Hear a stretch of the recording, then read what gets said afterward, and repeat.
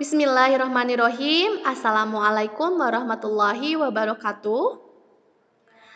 Pada kesempatan kali ini, berjumpa kembali dengan Ustazah Yeni dalam pembelajaran IPA, bab kemagnetan dan industri elektromagnetik. Sebelum kita mulai pembelajaran kali ini, mari kita sama-sama membaca basmalah. Bismillahirrahmanirrahim. Allahumma yassir wala tu'assir. Ya Allah, berikanlah kami kemudahan dan jangan dipersulit. Amin. Pada bab pertama di semester 2 ini, kita akan membahas tentang kemagnetan. Namun sebelum kita lanjut ke materi, silakan disimak terlebih dahulu peta konsep yang akan mengarahkan kalian menuju ke materi. Di sini terlihat, kita akan belajar tentang magnet. Magnet itu apa? Magnet adalah magnet adalah benda yang mampu menarik benda lain yang terbuat dari logam.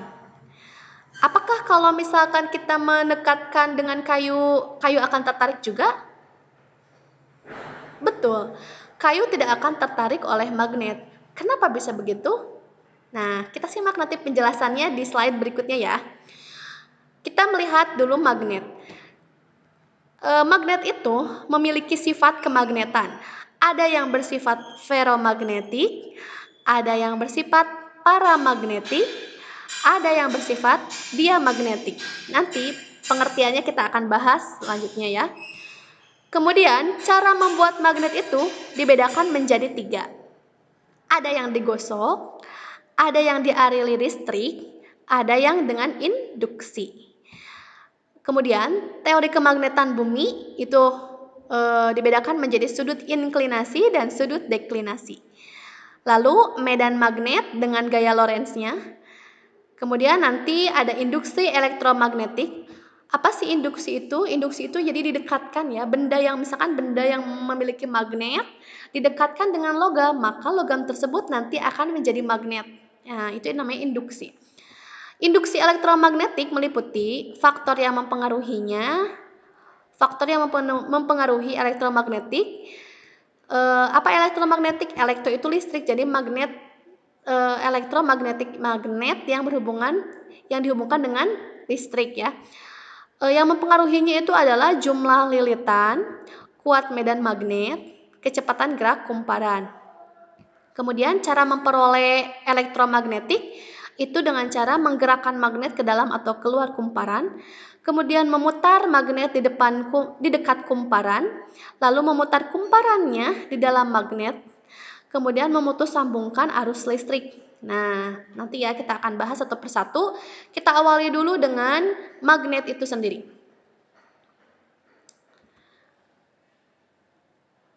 Magnet adalah suatu benda yang dapat menarik benda-benda yang terbuat dari besi, baja, dan logam-logam tertentu. Sifat kemagnetan benda-benda di sekitar kita dikelompokkan menjadi 3, yaitu ferromagnetik, paramagnetik, dan diamagnetik. Ferromagnetik adalah benda-benda yang dapat ditarik dengan kuat oleh magnet, misalnya besi, baja, dan nikel. Jadi kalau misalkan besi, baja, dan nikel kita dekatkan dengan magnet, maka itu tarikannya sangat kuat. Nah, itu disebut ferromagnetik. Kemudian yang kedua ada paramagnetik, yaitu benda-benda yang ditarik dengan lemah oleh magnet. Tertarik oleh magnet namun lebih lemah daripada tadi ferromagnetik. Apa contoh paramagnetik? Contohnya adalah platina dan aluminium. Dan yang ketiga ada diamagnetik, yaitu benda-benda yang tidak dapat ditarik oleh magnet. Misalnya saja kayu dan bismut. Bismut itu apa sih? Bismut itu karet ya. Jadi misalkan kalau kita mendekatkan kayu dengan magnet, maka kayu tersebut tidak akan tertarik karena bukan terbuat dari logam. Itu namanya diamagnetik ya disebutnya. Jadi kita sudah bisa tahu ya perbedaan antara ferromagnetik, paramagnetik, dan diamagnetik. Kalau ferro itu ditarik dengan kuat oleh magnet, kalau paramagnetik itu ditarik lemah oleh magnet, lalu kalau diamagnetik itu tidak bisa ditarik atau tidak tertarik oleh magnet. Contoh-contohnya nanti kalian harus ingat ya. Lalu kemudian ada sifat-sifat magnet. Nah, apa saja tuh sifat-sifat magnet? Yang pertama, magnet itu dapat menarik benda logam tertentu. Tadi sudah kita tahu ya, penggolongan benda-benda apa saja yang dapat ditarik oleh magnet. Yang kedua, memiliki kutub magnet. Jadi magnet itu memiliki kutub. Kutubnya itu adalah kutub utara dan selatan. Itu adalah dua kutub magnet. Kemudian yang ketiga, gaya tarik magnet terbesar terletak di kedua kutubnya. Jadi kalau misalkan ditanya di mana letak tarikan yang paling kuat pada magnet, itu jawabannya adalah di sekitar kutub-kutubnya. Yang keempat, magnet itu sifatnya selalu menunjuk ke arah utara dan selatan. Kalau misalkan kita bawa kompas ya, pasti itu menunjukkan arah utara dan selatan. Karena memang kompas itu adalah aplikasi dari medan magnet, dari magnet ya. Kemudian yang kelima, kutub-kutub magnet yang berlainan jenis akan tarik-menarik. Dan yang keenam, kutub-kutub magnet yang sejenis akan tolak-menolak. Tadi kita sudah tahu kalau kutub magnet itu ada utara dan ada selatan. Nah, kalau misalkan kita punya dua magnet, kemudian Ustazah mendekatkan antara kutub utara dengan kutub utara Ustazah dekatkan, apa yang terjadi? Betul, yang terjadi kalau senama itu akan tolak-menolak. Kalau misalkan kutub utara Ustazah dekatkan dengan kutub selatan, yang terjadi adalah betul, tarik-menarik. Jadi kalau misalkan berlawanan jenis, itu akan tarik-menarik. Kalau sejenis, itu tolak-menolak. Ibaratnya seperti kita saja gitu ya, kita akan tertarik dengan lawan jenis, tapi kita akan tolak-menolak dengan yang sesama jenis ya. Itu adalah sifat-sifat magnet. Selanjutnya, cara membuat magnet. Berdasarkan asalnya, magnet dibedakan menjadi dua macam. Jadi magnet itu ada yang secara alami, yang berasal dari alam, dari batu magnesium ya, dan ada yang dibuat. Nah, bagaimana sih cara membuat magnet? Cara membuat magnet itu ada 3 cara, yaitu yang pertama menggosoknya. Jadi magnet yang asli, magnet yang dari alam, kita gosok-gosokkan ke logam, maka logam tadi akan menjadi magnet. Menggosokkannya tidak sembarangan, tapi harus searah. Misalkan tidak digosok bolak-balik, tapi digosoknya searah. Dari utara ke selatan, jangan utara selatan, jangan. Harus satu arah, utara selatan gitu aja ya. Kemudian yang kedua, magnet bisa dibuat dengan cara paku dililit oleh kumparan listrik. Itu misalkan dalaman kabel ya yang terbuat dari tembaga itu dikupas, kemudian dililitkan ke paku, lalu ditempelkan ke batu baterai atau ke arus listrik, disambungkan ke arus listrik. Maka lama-kelamaan atau misalkan setelah beberapa lama, nanti si paku tersebut akan menarik logam-logam yang ada di sekitarnya. Terus apa yang terjadi kalau misalkan kita memutuskannya dengan arus listrik? Maka magnetnya akan hilang. Jadi selama kita menghubungkan dengan arus listrik, maka si paku tersebut menjadi magnet, yaitu bisa menarik logam-logam yang ada di sekitar. Begitu. Kemudian yang ketiga, dengan induksi magnet. Induksi itu jadi misalkan kita punya magnet.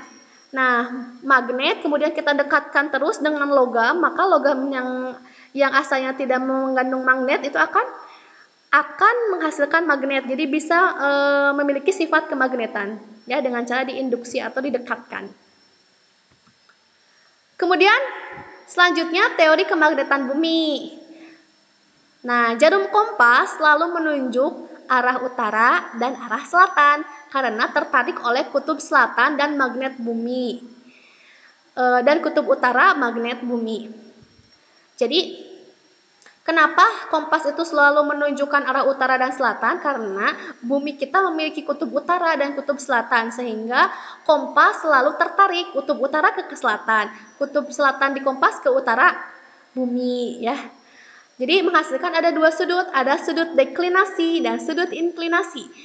Kalau sudut deklinasi itu adalah sudut yang dibentuk oleh kutub utara dan selatan jarum kompas terhadap arah utara dan selatan bumi. Jadi arah utara dan selatan bumi pada kompas misalkan menunjukkan arah utaranya sebelah mana, itu akan menghasilkan sudut. Nah, sudut itu namanya sudut deklinasi. Kalau sudut inklinasi adalah sudut yang dibentuk oleh jarum kompas terhadap permukaan bumi. Masih bingung kan? Ya, kita lihat aja gambarnya ya. Nih, ini contoh sudut deklinasi. Tadi sudut deklinasi itu adalah sudut yang dibentuk pada jarum kompas terhadap kutub utara dan selatan bumi ya. Ini di kompas menunjukkan arah utara. Nah, arah utara ini akan selalu tarik ke selatan bumi. Nah, sudutnya ini, sudut yang dihasilkannya ini namanya sudut deklinasi karena berhubungan dengan utara dan selatan kutub bumi. Nah, sedangkan kalau sudut inklinasi adalah arah utara dan selatan pada jarum kompas menghasilkan suatu sudut di permukaan bumi. Nah, kan kalau tadi sudut inklinasi itu sudut yang dibentuk oleh jarum kompas terhadap permukaan bumi. Ini di permukaan bumi. Ini namanya inklinasi. Kalau terhadap permukaan bumi itu inklinasi, kalau terhadap utara dan selatan bumi itu deklinasi ya. Seperti itu ya perbedaannya. Ini adalah arah-arah medan magnetnya, arah-arah garis magnet. Arah-arah atau pola garis magnet itu tadi ketika kutubnya senama itu tolak menolak, kalau kutubnya berlawanan itu akan tarik menarik. Kita lihat nih, ini kutub utara dan kutub selatan, ini kutub utara bumi. Kutub utara bumi akan selalu menuju ke kutub selatan di magnet. Nih pola garis gayanya. Atau misalkan nih, kutub utara di magnet akan selalu menuju ke kutub selatan. Bisa nggak Ustazah sebaliknya? Bisa. Dari selatan selalu mengarah ke utara. Nah, seperti itu ya. Selatan selalu mengarah ke utara. Tidak mungkin kalau misalkan utara ke utara atau selatan ke selatan. Tidak mungkin ya. Kemudian selanjutnya, medan magnet. Medan magnet itu adalah daerah di sekitar magnet atau ruang di sekitar magnet yang masih mempunyai pengaruh magnetik jika ada benda lain diletakkan di ruangan tersebut. Atau medan magnet itu adalah daerah di sekitar magnet yang paling kuat tarikannya ya. Semakin rapat garis-garis gaya magnet, semakin kuat pengaruh atau medan magnetnya. Bagian kutub merupakan bagian yang memiliki medan magnet terkuat. Interaksi antara kutub senama dan berlainan dapat dilihat pada gambar di bawah ya. Jadi medan magnet itu adalah daerah di sekitar magnet yang mempunyai sifat kemagnetan yang mampu menarik suatu logam jika didekatkan dengan magnetnya gitu, dengan magnet tersebut. Nah, di dalam medan magnet itu ada kutub magnet. Kutub-kutub yang medan magnet yang paling kuat itu adalah di daerah kutubnya. Ya, seperti itu. Jadi kalau misalkan ditanya bagian yang paling kuat menarik suatu benda itu adalah di kutub-kutubnya. Atau medan magnet terkuat pada suatu magnet itu terdapat di kutub-kutubnya, kutub utara dan kutub selatan. Ini adalah gambar magnet ketika didekatkan dengan yang senama. Ketika kutub utara didekatkan dengan kutub utara, maka garis gaya magnetnya atau pola garis gayanya itu akan saling keluar atau tolak menolak. Ini tolak menolak. Tapi kalau kutubnya didekatkan tidak senama, utara dan selatan, maka yang terjadi adalah tarik menarik. pola garis gayanya. Ustazah, kalau misalkan selatan ke utara pun sama, garis gayanya akan saling menarik. Nah ya.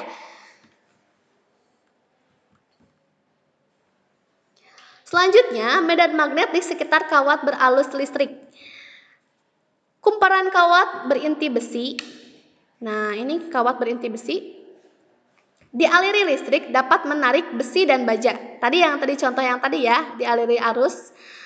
Yang selanjutnya, hal ini menunjukkan bahwa kumparan kawat berarus listrik dapat menghasilkan medan magnet. Nah, catatan nih.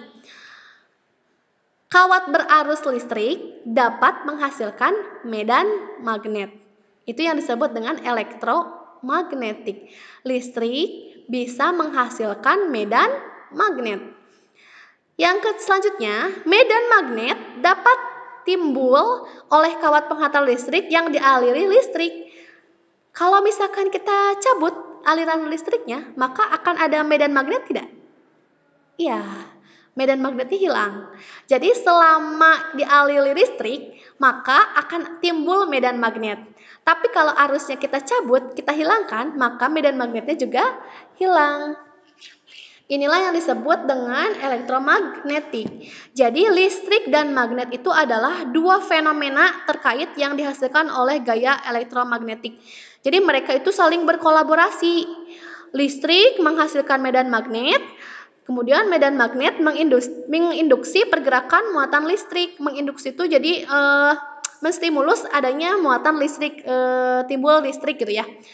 Atau menghasilkan arus listrik. Jadi dua hal ini saling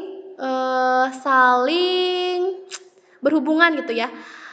Dari arus listrik menghasilkan medan magnet, dan medan magnet juga bisa menginduksi pergerakan muatan listrik atau menghasilkan arus listrik. Nah, hal ini pertama kali diselidiki oleh Hans Christian Ørsted pada tahun 1777 sampai 1851 dengan percobaannya sebagai berikut. Nah, ini dengan gaya Lorentz.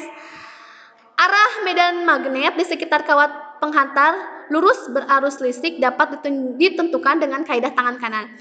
Nah, pakai tangan kanan kalian, kemudian letakkan seperti gambar arah ibu jari di atas, kemudian jari-jari yang lain seolah-olah memegang satu kawat ya.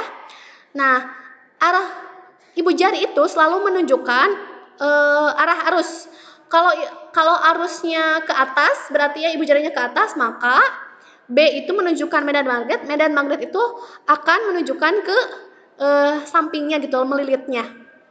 Nah, kaidah tangan kanan ini dapat dijadikan untuk menentukan arah medan magnet pada penghantar berbentuk lingkaran yang dialiri arus listrik. Ini menunjukkan arah medannya itu keempat jari yang sisanya. Nah ya, berarti kalau misalkan ibu jari ke atas itu arusnya ke atas, maka medan magnetnya ke arah kanan. Ya. Selanjutnya,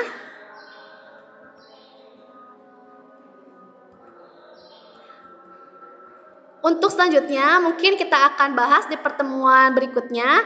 Kita sampai sini dulu, sampai medan listrik dulu. Untuk lebih jelasnya lagi, silahkan kalian nanti menonton video yang Ustazah berikan di awal pembelajaran. Nanti silahkan disimak terlebih dahulu untuk menyambung materi yang Ustazah hari ini sampaikan ya. Terima kasih atas segala perhatiannya. Mudah-mudahan kalian bisa mengambil manfaat dari pembelajaran hari ini. Kita akhiri dengan sama-sama mengucapkan hamdalah. Alhamdulillahirabbil alamin. Billahi fisabilil haq. Wassalamualaikum warahmatullahi wabarakatuh. Sampai bertemu lagi minggu depan.